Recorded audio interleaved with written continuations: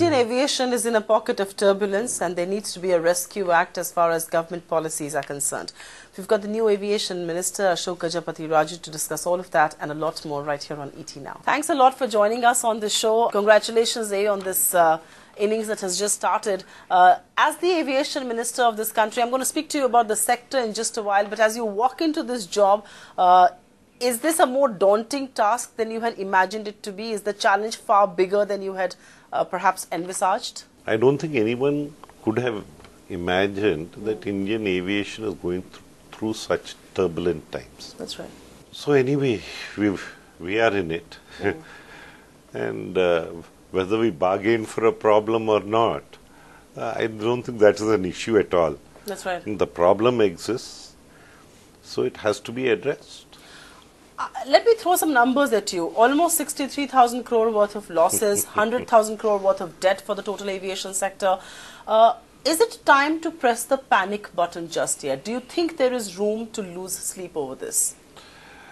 You see, the situation is bad. Is bad.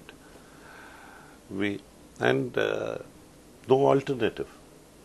Aviation, you have to have this sector. It has to become vibrant. There are certain losses here which a lot of people feel need not have been there. Right. Reality is it's an uphill task and it has to be done. I'm going to speak to you about Air India in just a minute from now because it contributes almost half the losses that the total industry has. But just to talk about the sector a little, because there is this whole 100-day agenda that seems to be the buzzword in every ministry. I do not know why, because you're going to be here for the next 5 years, if numbers are anything to go by. But this whole 100-day agenda, given the mess in the industry, given the crisis-like situation, what are some of your top priorities to aid the sector? You see, now there are so many things, but in 100 days, first of all, 100 days, why? We wonder why too. But 100 days is probably time enough to understand the situation, probably to get some certain short-term goals in place, probably start the process of proper planning, and see how it goes, because there are lots of things in this sector that will not be in the government's hands. That's right. That's right. And government by itself can't be all-encompassing, you see. That's not a desirable situation That's either. not a desirable situation at all. This sector, a lot of activity outside the country will also impact it. True. So, if you will want to have a vibrant aviation sector, a sector which can ultimately reach its potential. As of now, cargo is very limited. That's right. Yes. Probably scope for improvement there appears apparent. How you go about harnessing it is a different matter. True. And the synergies of a lot of other departments will also be needed. And there are no simplistic answers to a inherently complicated situation, Which you seem to have inherited here. But let me talk about the elephant in the room. And the big white elephant in the room really is Air India. Many attempts have been made in the past to revive it, to put it back on track. But look at the kind of losses, look at the lifeline that the government has to keep giving. After all, it is precious on the government's exchequer as well. If I were to ask India's aviation minister, that's you today, what is your plan for Air India? Are you one of those ministers who think you can ambitiously revive this bleeding Maharaja? Or are you more pragmatic and practical and think privatization is perhaps the way forward? You see, we have not arrived at any decisions as far as Air India is concerned. Right. But the existing drift cannot be permitted. In fact, there's a thinking that Air India has been forced to bite more than it can chew and digest. That's right. So it's got into all types of problems. No point of getting into a blame game. One has to see what are the probabilities as of now. And see, I'm not individually against public sector, nor do I say that private is the answer for everything. particularly in aviation, we've had private sectors going bust too. So how do you handle this? There are no easy solutions. But one thing is very clear, aviation is essential infrastructure. It contributes to That's right. growth.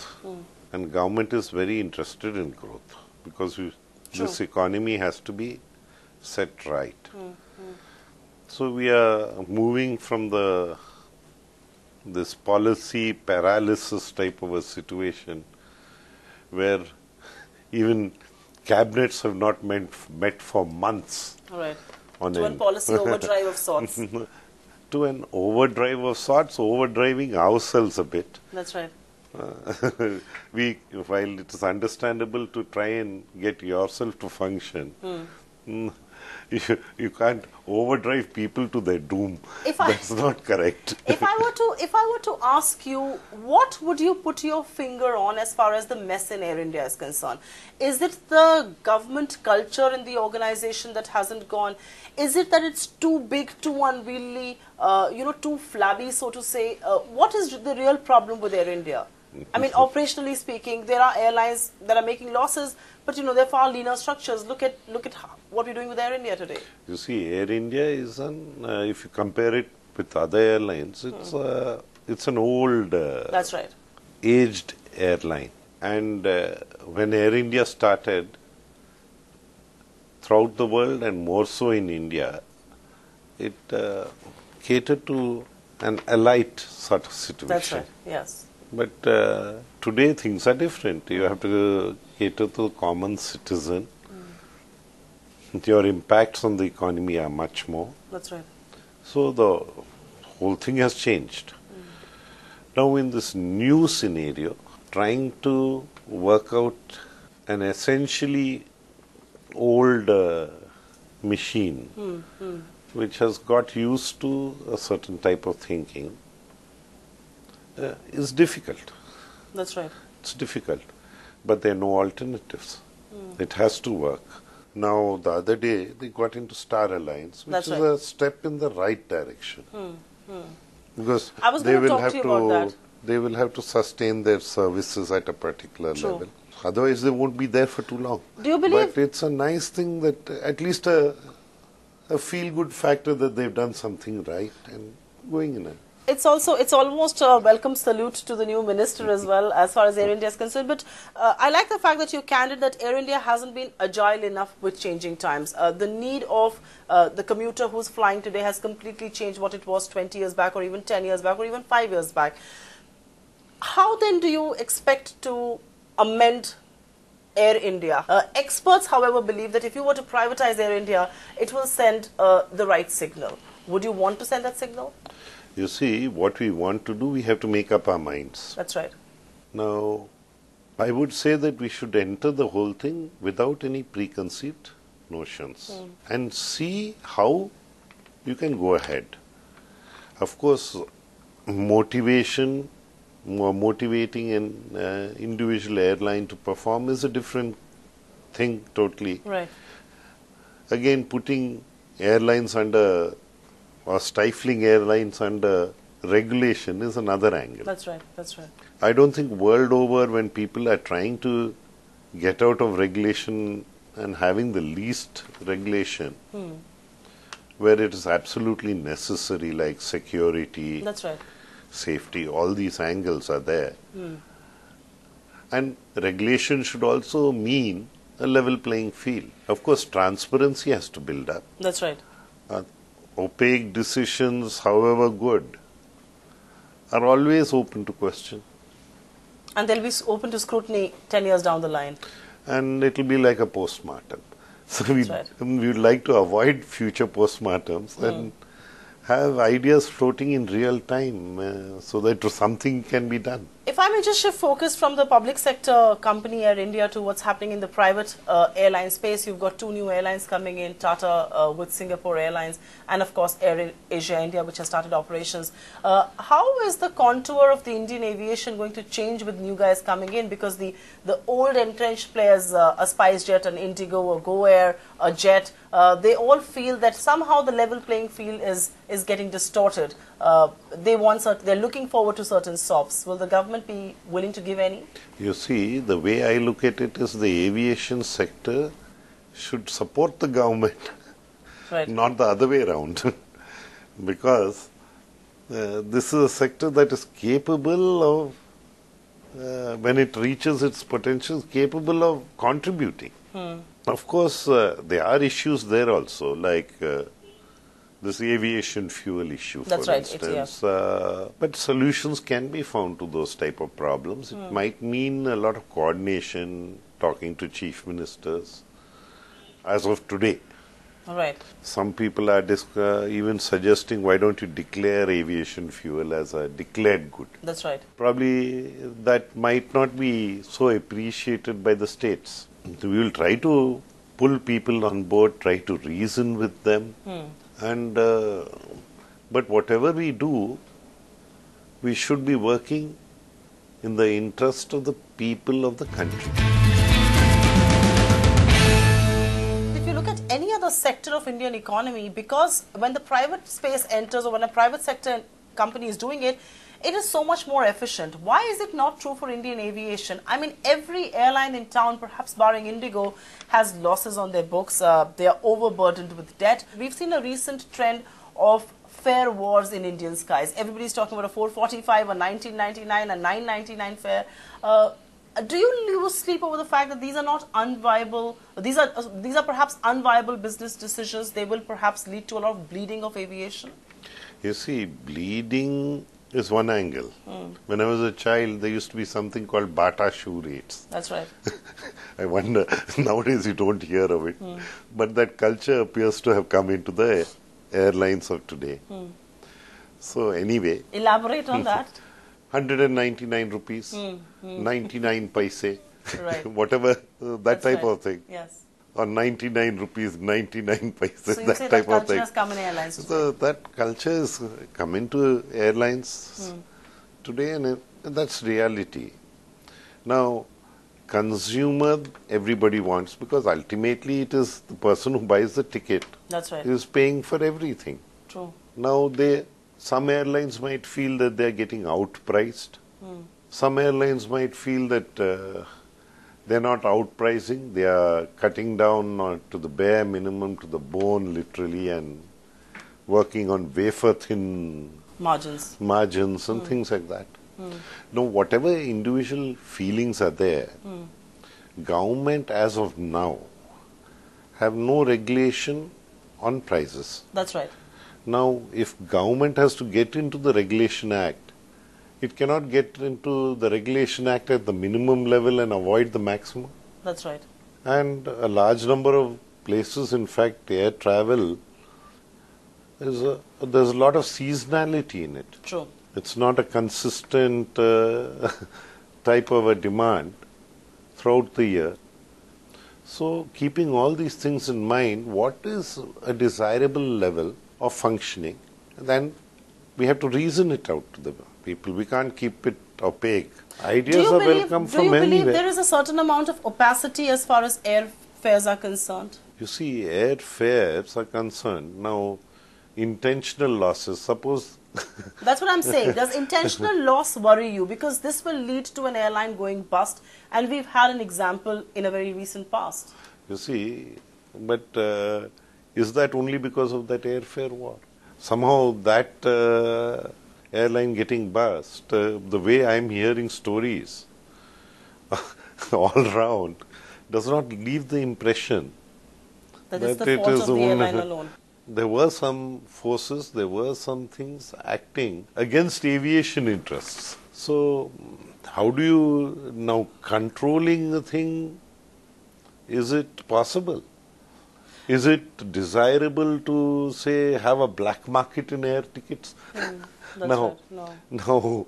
At least we don't have those type of situations now. So while we are debating, one part of the entire airfare is minimum fares, and should that raise alarm bells. The other part is maximum fares. I mean, fare for common man or flying for common man was really the big theme that we opened up Indian aviation with. That is not happening. I mean, fares are very, very steep. In the last 6, 8, 9 odd months, fares have gone through the roof. Does the government at all want to do something with pricing which will make flying affordable? You see, we'd like flying to be affordable. But how? But if you analyze the Indian traveler, it's the common man who's traveling now, if you take in terms of numbers. But again, terms of numbers vis-a-vis population. Will always be skewed. And Indians mostly travel by the rail. That's Most Indians travel by railway. They have their own set of problems which they have to try to overcome. Right. We have a certain set of problems which we should try to overcome. And all sectors in this transport, gambit sector that can be this thing. I think there are certain synergies that have to be worked out. This will obviously involve other departments. By synergies, you mean synergy between air, railways, road transport? Yeah. Could there be synergies in such varied modes of transport? They have to be brought in for certain types of activities which will increase employment, like say tourism. Right. It's world over, it is the highest employer for capital investors. That's right, yes. Now, when you're looking at employment, probably the synergies in all this, if brought together, it doesn't mean they have to be under one umbrella. That's right, that's right. I want to turn focus and go back to a point that you mentioned. It was a list in my questions as well, and that's the Kingfisher airline going bust completely. All kinds of theories have floated. The airline was very ill-managed. The promoter was not interested in that business. But there's also this theory, and I want to ask you a question particularly. Do you think the failure of Kingfisher Airlines can be blamed on the mismanagement of the company alone, or do you believe there was a lack of complete political will to keep it afloat? You see, Kingfisher was a private airline. That's right. Probably it also brought the ills of private airlines, like the ills of public sector, get a very good focus among the people. The ills of private sector rarely do. If you look at the immediate impact of Kingfisher going bust, was the leasing prices on Indian aviation. So that was those prices increased. Now they also translate into fares. Or at least part of it does. So, you see, the impacts have not been desirable.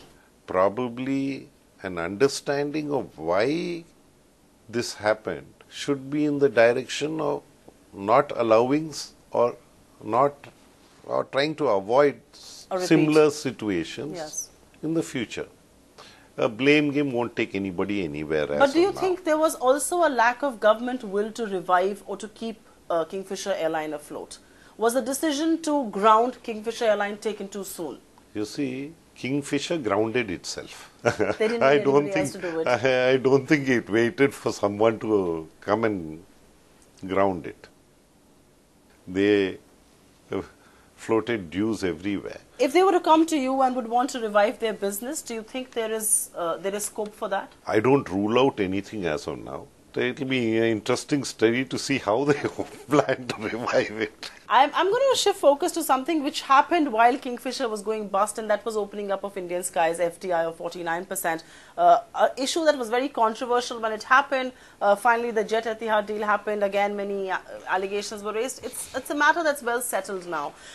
It was the security bogey that was opposing 49% FDI in aviation. As somebody who's been in public policy making for very long now, do you think the security concerns are overdone in aviation?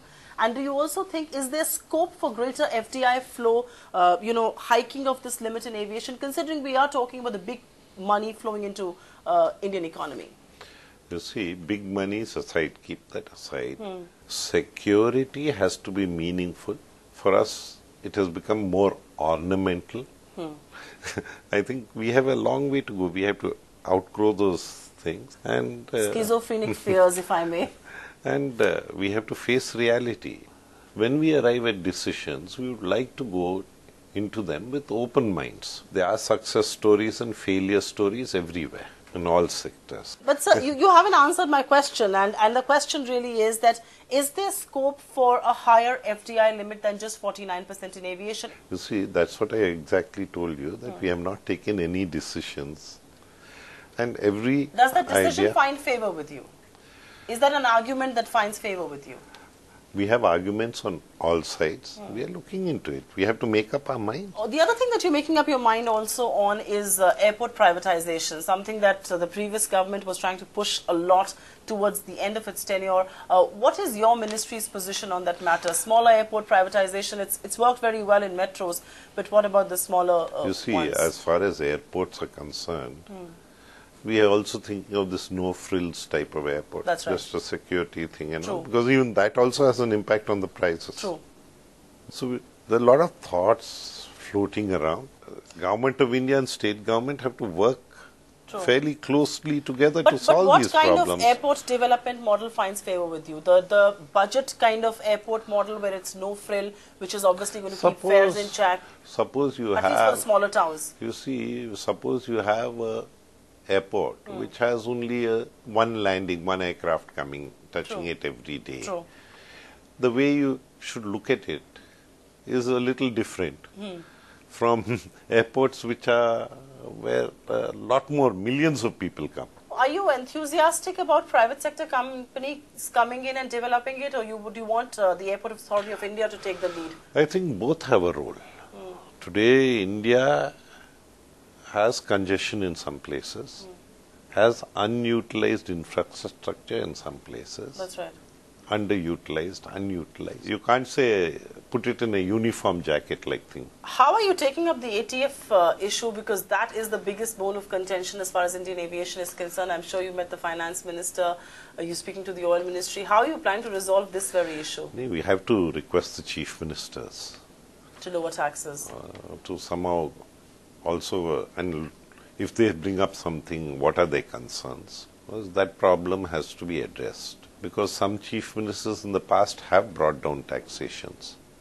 And aviation activity has increased in those states. There are certain steps, if taken, will help this activity.